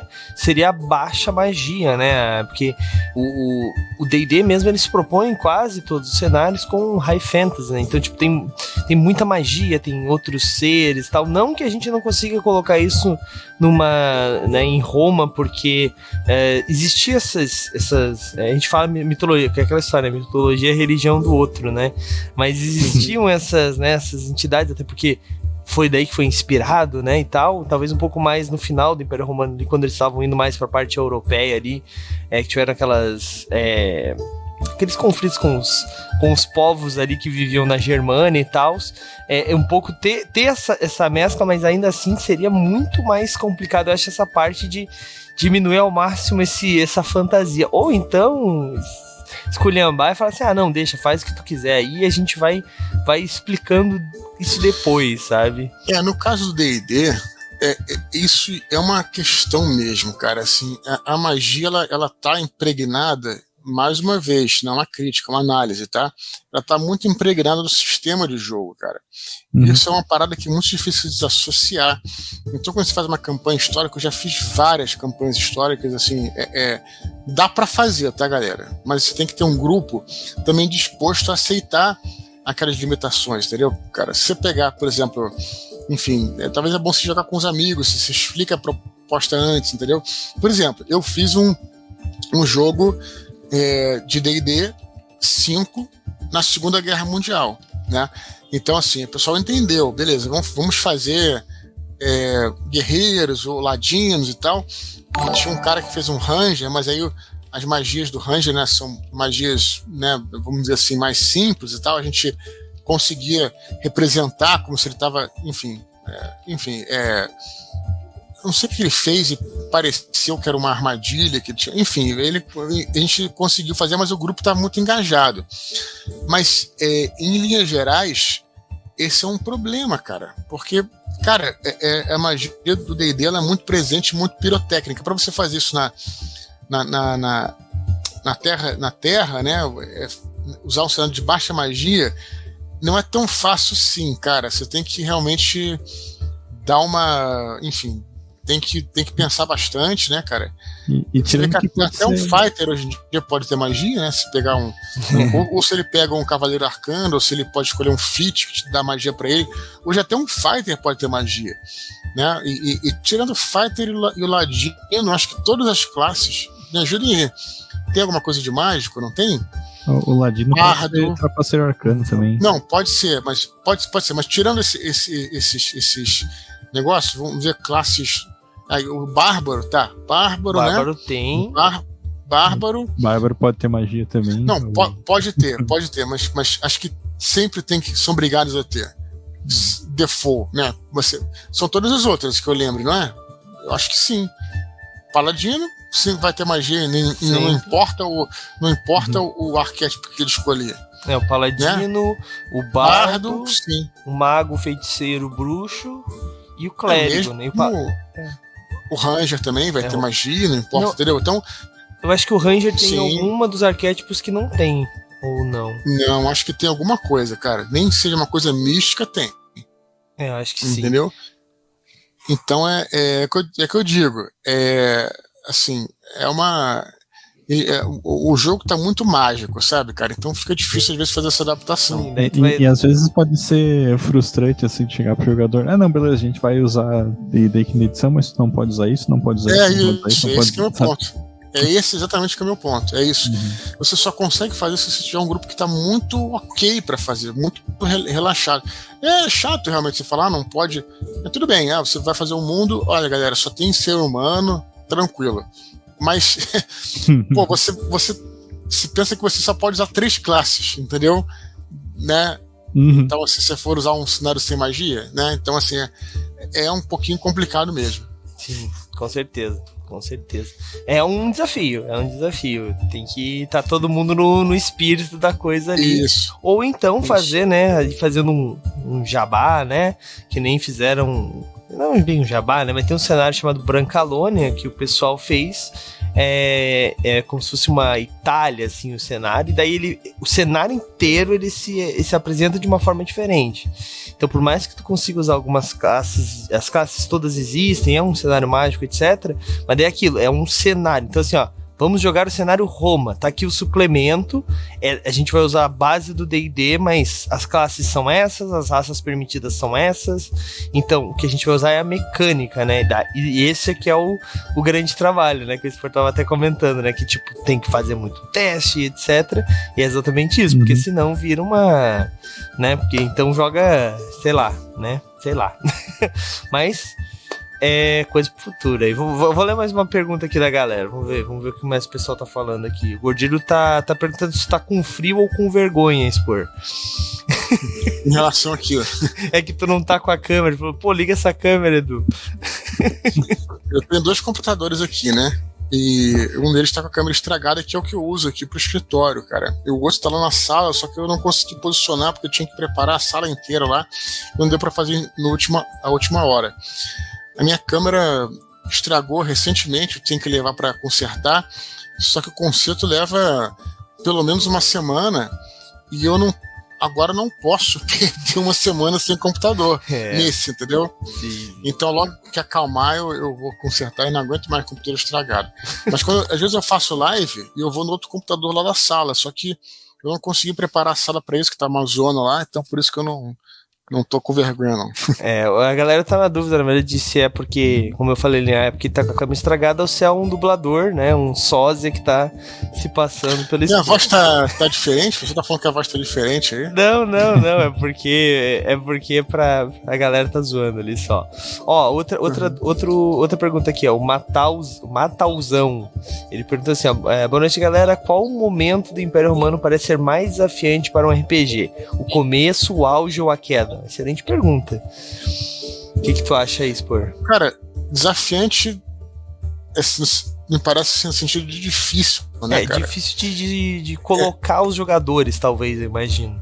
Tá, vamos lá. Eu vou dizer que assim, o mais interessante, aí falando que eu não sei se foi nesse sentido que ele falou. Eu insisto, o mais interessante eu acho que é nesse período que os livros se passam. Tá, que é a época realmente a época do declínio do Império Romano, porque, de novo, tem vários elementos medievais interessantes, cara. Você tem muita coisa. Pô, se fala de Império Romano, você fala de guerra, mas, cara, as guerras que estavam acontecendo nesse período são um troço assim, porra, pra história, é uma coisa incrível, porque tem as guerras em si, tem as invasões bárbaras, as invasões, no caso, no leste lá, são invasões dos persas. Você tem as intrigas todas na cidade, porque a cidade, eu não sei se vocês sabem, né, mas assim, tinha um senado na cidade de Roma, e o imperador mudou a capital para o leste, para outra cidade, porque ele não queria ficar em Roma, porque em Roma ele ficava muito vulnerável a qualquer tentativa de assassinato, ou coisa do tipo, ou a própria guarda pretoriana. Cara, tem tanta coisa, sabe? E aí o imperador cria uma nova guarda, que é a guarda palatina, e daí que vem o nome paladino, né? Então, assim, você tem essa guarda, ela se opõe à guarda pretoriana. Então eram os paladinos contra os pretorianos. Então também guarda de... Cara, tem muita coisa espetacular pra você fazer, sabe? Nem comecei ainda a falar. Então eu acho que a parte mais interessante é essa. Só que mais desafiante eu entendo como mais difícil, né? Sim. E é mais difícil talvez seja o período da monarquia romana, que foi o início da fundação da cidade de Roma, né? Que talvez o jogador vocês possam levar para um lado mais mítico, né? Porque quem fundou, sabe da história da mitologia romana, né? Quem teria fundado? Os irmãos Rômulo e Remo, que foram criados foram criados por uma loba, e depois um dos fundadores da cidade daqui, que estabeleceu uma cidade, foi o Enéas, que o Enéas ele veio da guerra de Troia, sabe? Então tem todo né, os deuses vieram com ele e tal, né? Já tinham as 7 colônias romanas, então talvez esse período mais, não é pré-histórico, mas bem mais antigo, seja difícil, porque tem pouca coisa a trabalhar ali, né? Eu acho até que eu vi que tem uma série chamada Romulus, eu acho. É uma série italiana sobre esse período. Eu tenho que até procurar para saber se saiu algum streaming. Achei bem feito pelo trailer. Mas então, eu chutaria, talvez, desafiante desse período e interessante nessa época da decadência, né? Se fala muito daquele período que é a queda da República e o início do Império, o período que é retratado na série Roma, do Júlio César, do Pompeu e tal. Mas sabe que sinceramente, eu não acho uma época tão boa para se jogar, porque você tem todos os players ali tão bem prontinhos, cara. Sabe, o que você vai fazer? Claro, você pode ser como teve na própria série, né? Você tem o Titus Pullo e o Lucius Verrinos. Não sei se vocês viram a série Roma da HBO, que é excelente. Não cheguei a ver. Eles fazem... Cara, é excelente. Vejam mesmo. Quem não viu, assista essa série. Eu diria que é a melhor série da HBO, junto ao Band of Brothers, né? Eu acho que talvez seja uma das melhores séries aí da HBO já feitas. Então você tem ali os personagens que eles botam fictícios, aí interagem ali com César e tal, mas não há nada muito além disso. Agora, nessa época, na época da decadência, você sabe até menos coisa. Então você pode colocar lá você pode ser um general, pode ser um senador. Porque ali, na época desse período que se passa a série Roma, você sabe quem são os senadores todos, praticamente, entendeu? Sim. Enfim. Então, eu diria isso aí pro quem falou? Mataus? Foi que falou? Matausal. Um período que eu acho legal, particularmente, também é das Guerras Púnicas, né? Com o Aníbal invadindo o território do Império Romano lá, atravessando os Alpes com os elefantes. Cara, né? Porque, né, tipo, imagina pra um romano lá que nunca viu um elefante na vida, cara. Aquilo lá era tipo um monstro, tá ligado? Sim, muitos morreram ali nos Alpes, né? Os elefantes, tem até hoje elefantes que aparecem, um ossado de elefante do Aníbal nos Alpes. Mas foi isso, né? Na verdade, teve 3 guerras púnicas. Enfim, e aí na última, né? Realmente tem aquela coisa que você falou do vampiro, né? Eles destruíram Cartago. E foi isso, porque eles venceram Cartago uma vez, venceram depois, né? Na verdade, Aníbal veio à Península Itálica, ele destruiu várias cidades, nunca tomou Roma, ninguém sabe por que ele nunca chegou até Roma, não sei, é um mistério histórico até hoje, né? Não sei se a ideia é fazer os romanos se renderem, sei lá, e tal. Eu li que dizem que é porque o Aníbal ele estava liderando uma das frentes, né, que estava indo bem, só que as outras frentes de Cartago elas estavam indo mal, assim, estavam recuando, perdendo espaço para os romanos, e ele foi obrigado a voltar daí.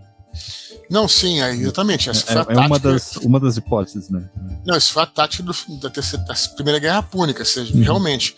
Mas mesmo assim, né, ele estava na Península Itálica, né? Então, assim, estava na Itália. Então, não sei se... Então, continua sendo uma dúvida.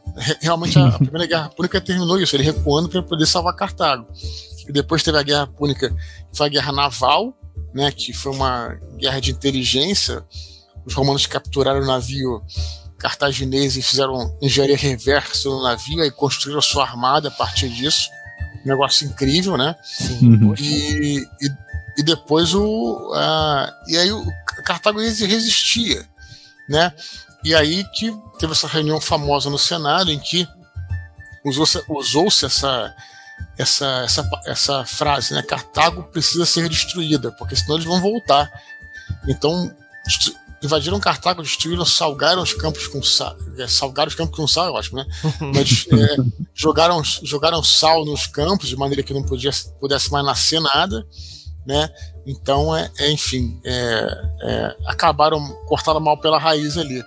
Então é uma época muito interessante também, que era um período republicano, né? Já não era o período do Império ainda. Sim. Poxa, mas, cara, tem muita coisa que a gente pode falar. É impressionante, né? É impressionante. É até frustrante, na verdade, de falar sobre isso, porque tem tanta coisa e a gente nunca vai cobrir o assunto todo. Exatamente. Se empolga, né? Só eu acho legal mencionar o comentário do Ideias Arcanas aqui, o nosso amigo Matheus, que o Aníbal levando os elefantes pelos Alpes é claramente uma ideia merda de um grupo de RPG semi-alcoolizado. É verdade. Mas deu certo no final das contas, né, cara? Pô, os caras dominaram quase, chegaram na Itália, né? Poxa. Aquela ideia merda que o cara tem sorte nos dados, né, cara? Tirou uns 20 ali na travessia, né? Certeza. Ai, mas bom, cara, infelizmente nosso horário tá quase acabando. Vamos para nossa rodada final aí. E infelizmente, ou felizmente, né? Felizmente, com certeza, vamos ter que chamar o Eduardo aí pra falar mais sobre Roma. Quem sabe a gente não faz, a gente fez um apanhadão aí, quem sabe no futuro a gente não fala isso quando tiver o próximo lançamento, não sei quando, mas sobre algum período específico, talvez esse período, o final, né, do declínio do Império Romano, né, pra gente falar mesmo sobre essa parte que ele falou que é mais interessante, sobre as coisas que estavam acontecendo e tudo mais, até essa, como ele falou, a questão que já estava mais perto do medievalismo, né? Oi? Já me convido pra voltar no lançamento do próximo livro, e eu dou uma ideia boa, cara. A gente pode falar sobre justamente essa parte da perseguição aos cristãos e essa canonização deles, né? Que não tem nada necessariamente, um papo aqui entre nós não teria nada necessariamente de religioso, né? Isso, sim. Né? Mas entender como é que foi isso, né? A criação de santos como São Jorge, como os santos militares todos, como é que eles foram criados, esse processo de perseguição e a aceitação da igreja como uma instituição romana, cara, isso aí para a história é algo fundamental, cara, fundamental. Como é que os santos foram usados, como foram canonizados, logicamente, e utilizados ali como heróis, né, cara, porque os gregos tinham seus heróis, né? Os santos são esses heróis, só que cristãos, né? Os heróis, né? Os grandes, né? Não eram deuses, mas eram como se fosse literalmente santos, né? Que você lembra que os heróis são semideuses, né? Nos gregos, né? Sim. Então todos esses heróis são ícones a serem adorados e tal. A gente pode falar sobre isso, cara, dar um outro programa bem legal. E já tô me convidando aí, vocês me desculpem aí.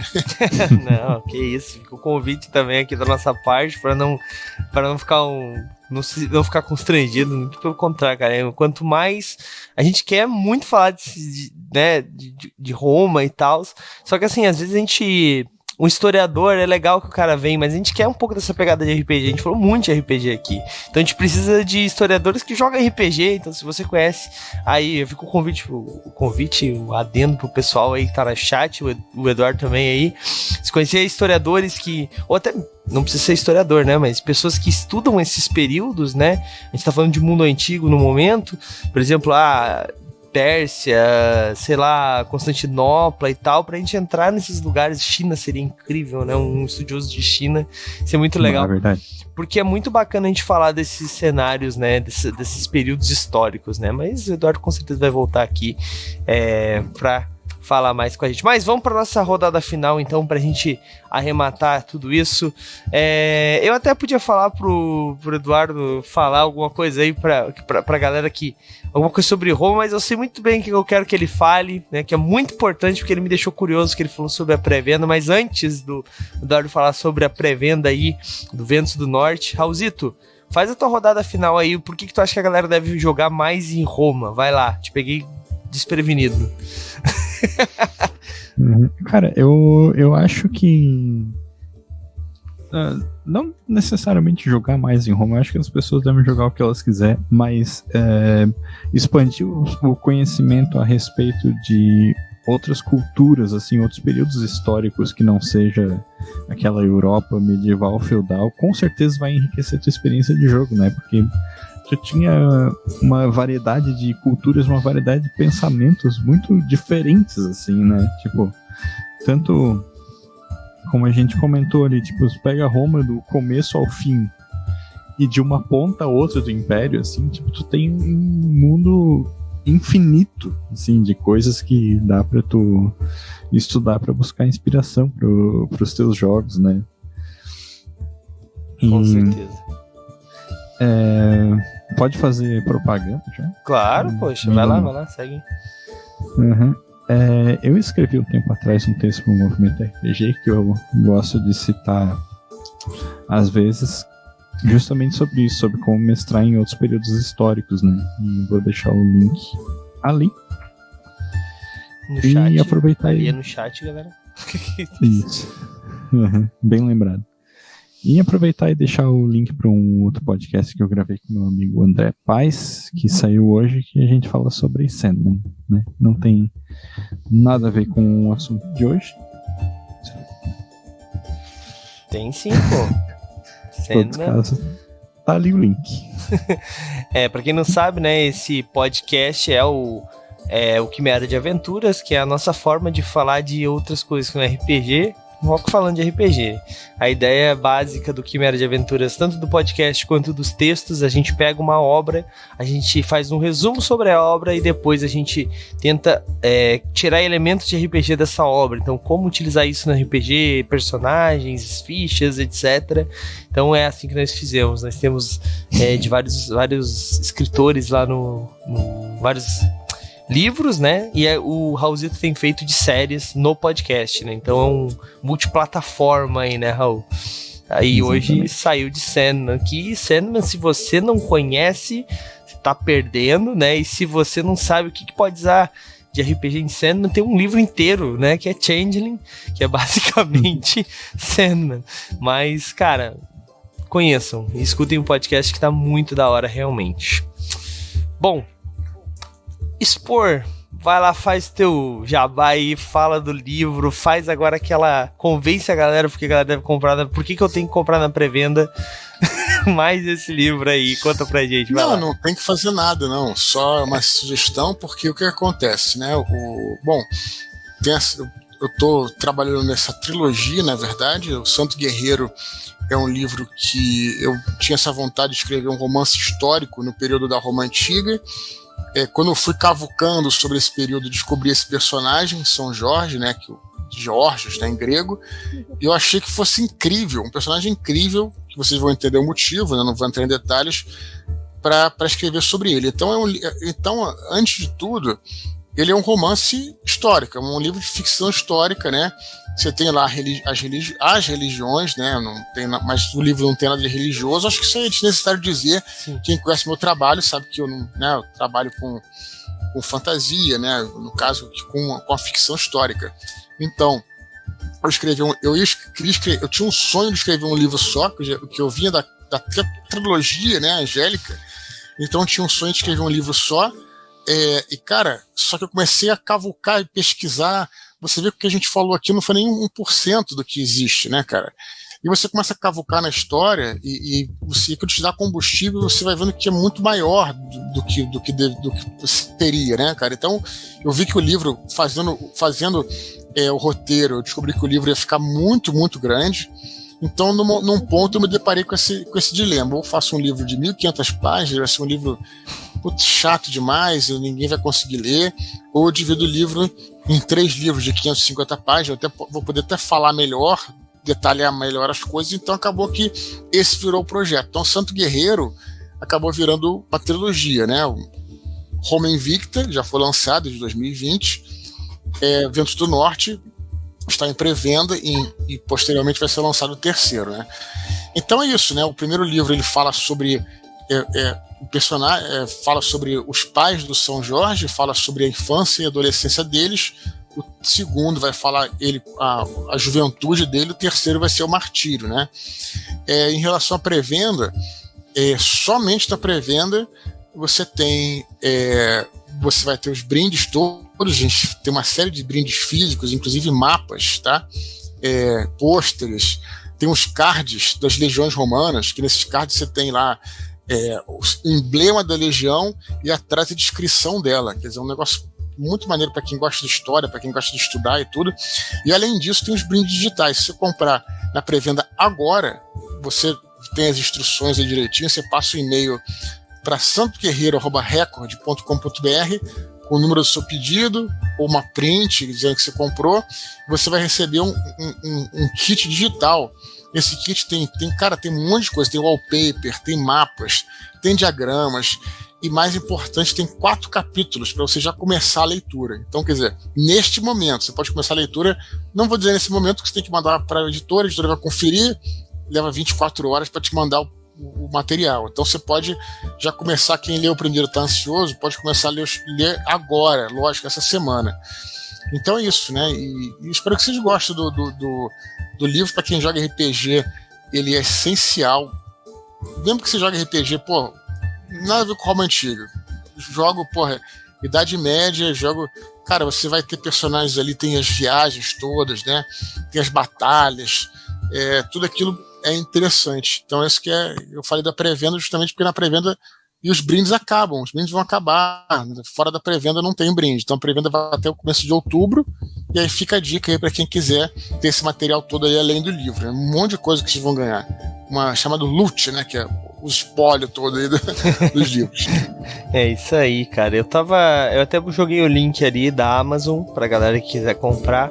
E, cara, tem... lembrando rapidinho, lembrando que o primeiro já foi lançado, né? Sim. Então, se você quer começar a ler agora, a Amazon, se tiver Prime, ela entrega em 2 dias, então você pode começar a ler amanhã ou depois, fim de semana, você já pode começar a ler o livro. Eu tenho certeza que vocês vão gostar pra caramba, cara, porque foi uma pesquisa histórica muito bem embasada e tá sendo, né? E a trama, ela... Cara, você começa a ver realmente como é que é viver naquele período. Cara, é uma coisa que só o romance histórico pode te entregar, né? Você pegar um livro de história documental, você vai ter... vai saber como é que foi a conjunção política, social, econômica, mas... A ficção histórica te joga uma máquina do tempo para aquela época, para aquele período. E eu tô falando só dos meus livros, não. Tô falando de Bernard Cornwell, para quem gosta, Ken Follett, né? James Clive, esses caras todos, eles te jogam de volta naquele período. Sim. Então, isso que eu sou um grande fã de romance histórico, independente de escrever ou não, né? Sim, sim. Como tu disse, né? É importantíssimo para quem tá jogando... Pra quem vai jogar RPG, porque ter essas noções, principalmente pro narrador, eu acho, ter essas noções da descrição, né, porque o cara que tá escrevendo o romance histórico, ficção histórica, né, ele tá lendo como era e tal, então vai evitar que você pegue, não vou dizer uma coisa chata, né, porque tem gente que gosta, né, pegar um documentário pra estudar como era, ler um livro de história realmente, tal, ali você vai ter uma história, né, uma ficção acontecendo, ao mesmo tempo que você ter elementos reais, e assim você engrandece muito, né. Ler é importante para o RPGista, ponto, né? Mas ler coisas desse sentido, né? Romances históricos, ficção histórica, etc. É realmente muito importante. Eu com certeza afirmo que o Spor falou. Eu li o primeiro capítulo já, que ele mandou como cortesia pra gente, cara. Eu já comprei o meu, então eu posso falar, né? Sou suspeito pra falar. Mas, galera, de verdade, apoiem aí, comprem. Apoiem não, né? Acostumado a falar de financiamento coletivo, mas não é. Comprem na pré-venda. Não, além disso, o que acontece? Você deve ter falado também, além de a gente estar acostumado a falar de crowdfunding, é uma pré-venda que vem um monte de brindes, né, cara? Sim. Então lembra um pouco a coisa do financiamento, né, cara? Sim, exatamente. Cara, e as coisas é muito maneiro. Só aquele mapa, mano, é muito da hora, cara. É muito legal mesmo. O mapa, deixa eu falar uma coisa, né? O que acontece? A gente no primeiro livro tinha um mapa, nesse segundo tem outro. É um mapa parecido, só que aqui tem as cores da tetrarquia, né? Porque teve uma divisão política do Império em 4 regiões. Então, assim, mas, porra, cara, eu não comprei o primeiro livro, quer dizer, comprei o primeiro livro, mas não na pré-venda, lá em 2020. Beleza. Escuta só. Os brindes digitais te dão direito a esse mapa em PDF. Então, você vai ter tudo, inclusive os brindes do primeiro livro. Claro que vão ser em PDF, entendeu? Mas, porra, e verdadeiramente, pra quem quer jogar, cara, os mapas são muito interessantes, cara, pra quem quer jogar nesse período. Tem interesse em jogar na época romana? Cara, a gente curte mapa, não tem jeito. RPGista é essa criatura, entendeu? Então, já fica aí uma outra ideia. É isso aí. Cara. Bom. Mas é isso, galera. Infelizmente aqui nosso tempo está acabando. Eu só vou agora fazer rapidamente 2 coisinhas, que a primeira é falar do nosso patronato. Bem rapidinho, galera, prometo. O patronato do Movimento RPG é uma das formas aí mais baratas de você conseguir livros de RPG. Basicamente, se você tiver sorte, é claro. Como é que funciona, né? Você se torna um patrono, você ganha uma chave a cada R$5 de apoio. Então você apoia com R$5, você ganha uma chave. Essa chave ela é um número, e esse número a gente faz um concurso de sorte, onde nós escolhemos aleatoriamente um desses números para ganhar um dos nossos prêmios do mês, né? Atualmente são 7 prêmios todos os meses, são 2 livros físicos, sempre um de RPG. Às vezes o segundo é de RPG, às vezes é de romance, depende do prêmio do mês, né? Tem que ficar de olho nisso. Nós também sempre damos uma camiseta dos nossos parceiros lindos e maravilhosos da Bardos Shop, que é uma camiseteria muito da hora, que tem estampas de RPG, estampas nerds, tem muita coisa bacana lá, conheçam. Inclusive vou deixar o link aí no chat para quem ainda não conhece, e já aproveitar, se você não quiser esperar, você pode comprar suas camisetas lá com 20% de desconto utilizando o cupom Movimento RPG20. Além disso, nós damos também miniaturas, que é um oferecimento da Hero Maker Minis, que é uma loja de miniaturas de RPG, cara, e as minis são iradas, galera. As minis, elas não vêm pintadas, tá bom? A galera tá perguntando, vem pintada? Não vem pintada, mas você pode pintar, tá? Do seu gosto, mas elas vão com uma qualidade muito legal. A gente já teve experiências anteriores com miniaturas que elas vêm sempre quebradas. Até agora não tivemos nenhuma miniatura quebrada nas caixinhas da Hero Maker, então isso é um diferencial, cara, vai por mim. Então conheçam a Hero Maker Minis, você pode acessar aí o Instagram deles. Atualmente o site deles está offline, mas pelo Instagram você consegue fazer o seu pedido, tá bom? E se você falar que veio do Movimento RPG, ganha 10% de desconto, galera, aproveitem. Também temos a nossa parceria com o pessoal do Sebo do RPG, que também está ofertando um livro, né? Como eu falei, são 2 livros físicos, um deles é do Sebo do RPG. O Sebo do RPG talvez o lugar que você vai encontrar, olha aí, o GURPS. Não tem lá, já procurei, mas não tem o GURPS Roma lá, mas tem outros RPGs muito bacanas lá, que você com certeza vai curtir, galera. Inclusive muita coisa de Savage Worlds lá. Como eu disse, então, são 7 prêmios. Eu tô falando dos livros físicos, a miniatura, a camiseta. Também damos todos os meses um PDF. Nós entramos em contato com a editora de sua escolha, e daí nós falamos com a editora. Se a editora não libera aquele livro, a gente tenta outro, e assim a gente vai fazendo até a gente liberar. Até hoje não tivemos problema, mas não adianta, não tem D&D quinta edição em PDF, galera. Se você achou, pirata, tá bom? O 6º prêmio é um oferecimento nosso, né? Nós escrevemos todos os meses uma aventura pronta, às vezes de Savage Worlds, às vezes de D&D, basicamente esses 2 sistemas atualmente, e nós entregamos para todos os patronos no formato PDF. Entretanto, um patrono recebe ela física, impressa, capa dura, né? Encapado no caso, né? Com dedicatória e o selo do Movimento RPG. E o último, mas não menos importante, prêmio, todos os meses em oferecimento ao Quimera de Aventuras, né? Um oferecimento do Quimera de Aventuras. Nós damos um quadrinho, este mês, um quadrinho da editora Universo Fantástico, que tá com uma parceria com a gente, uma editora de quadrinhos nacionais, galera, muito bacana. E você consegue ver a resenha lá no Movimento RPG e como utilizar esse quadrinho, né, essa história nas suas aventuras, né, de super-herói, nesse quesito, nesse caso aqui.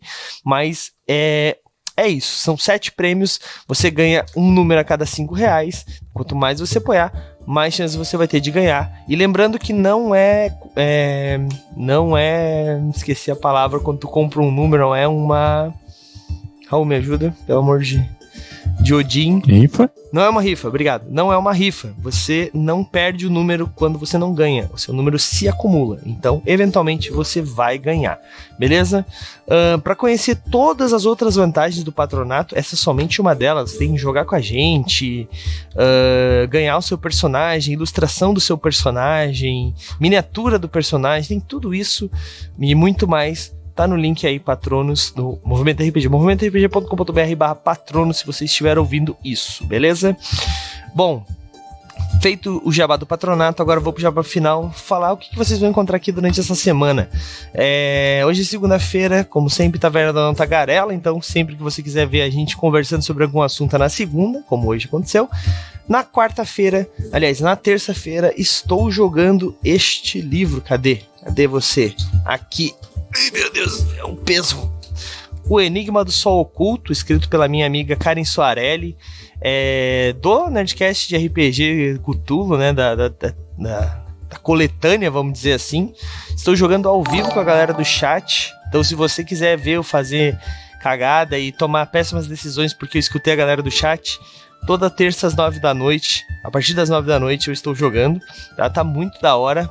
Eu tô querendo sobreviver ainda, né, Raulzito? Mas já sei que o meu fim é trágico, será trágico, porque eu recebi spoilers. Mas, então, a partir das 9 da noite estou jogando, vem com a gente. Na quarta-feira estamos jogando na Guilda dos Guardiões, o nosso cenário de RPG, que não tem sistema e não tem cenário padrão. Então, um cenário genérico, né, onde nossa história acontece e nós sempre estamos mudando cenário e sistema. Estávamos jogando em Sétimo Mar, né, começamos em D&D, fomos para Brancalônia, fomos para Ravenloft, Eberron, agora tivemos recentemente no Sétimo Mar, e agora nós vamos para Space Dragon. É a mesma história, galera, é a continuação, os mesmos personagens, a diferença é que a gente vai mudando sistema e cenário. Como que a gente vai fazer essa adaptação? É quarta agora, né? É, quarta agora, Raul. Você tem que preparar a aventura, então. Exatamente. Quarta agora, o Raulzito vai dar um jeito de colocar Space Dragon dentro da Guilda dos Guardiões. Vamos ver como é que vai ser isso aí. Então, se você tá curioso assim como eu, quarta a partir das 9 da noite. E na sexta-feira, nós temos a nossa mesa de... as mini-histórias, né, que são RPGs de 3 a 6 episódios, sempre com intercalando com uma one-shot, né, então são 6 episódios, depois uma one-shot, 6 episódios, né, no máximo 6 no caso. Estamos jogando Guerra dos Tronos RPG, que é um RPG muito bacana também. Trama de Sangue é o nome dessa história, e não tivemos na última sexta-feira, infelizmente, porque eu estava viajando, mas agora vai voltar ao normal, toda sexta teremos, e você pode ter certeza que tá muito da hora. Tem política acontecendo, trama, alguém foi assassinado, a gente precisa descobrir o que tá acontecendo. Enquanto isso, é claro, como um bom RPGista, meu personagem tá fazendo qualquer outra coisa aleatória que não é investigar, e tá indo brigar com um outro troglodita que nem ele. Então, é isso, galera. Sexta-feira, a partir das 9 da noite. E é isso, galera. Agradeço aí você que estava com a gente até agora. Muito obrigado mesmo pelas perguntas, pelos inscritos, pelos novos seguidores também. A gente se vê amanhã a partir das 9 da noite, mas fiquem aí, tá bom? Agora eu vou mandar vocês para algum lugar que estiver jogando RPG, né? Porque como vocês sabem, nós vamos gankar algum canal. Vamos ver quem vai ser o Felizardo de hoje. Mas... aqui, ó, Liga dos Aventureiros. Estão jogando D&D, ó. Sabe que nós estávamos falando de D&D? É isso, então. Vejo vocês amanhã às 9 da noite e falou! E aí, você gostou? Acesse todas as segundas às 20 horas twitch.tv/mrpgoficial.